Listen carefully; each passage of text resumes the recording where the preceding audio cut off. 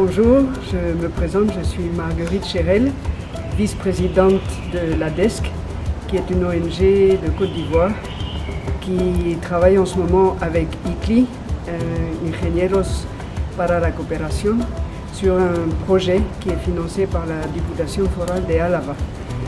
Le projet s'appelle Renforcement des capacités des enseignantes avec un accent spécial sur la formation des femmes.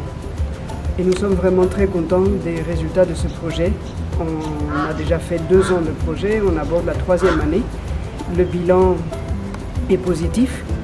Il y a eu environ 241 enseignants formés, 700 personnes qui ont mené des actions sur les droits de l'homme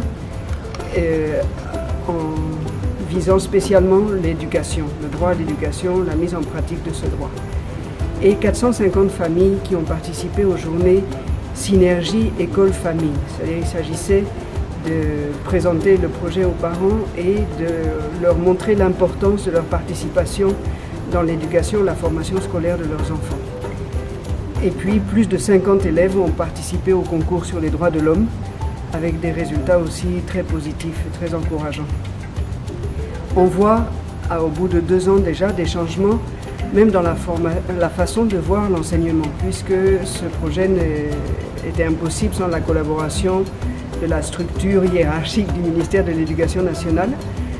On voit des façons différentes d'envisager le rôle des professeurs, le rôle des familles et même la position des femmes dans les structures de direction scolaire. Les résultats sont si bons que le gouvernement de Côte d'Ivoire a demandé à ce que dans 92 écoles publiques d'Abidjan, on monte des écoles familiales. Il y a des personnes responsables du projet qui se sont impliquées là-dedans.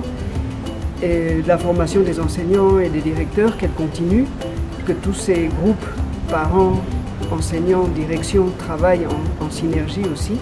Et puis le gouvernement souhaiterait bien qu'on puisse étendre le projet aux établissements scolaires de l'intérieur du pays. Ne pas se cantonner au Grand Abidjan.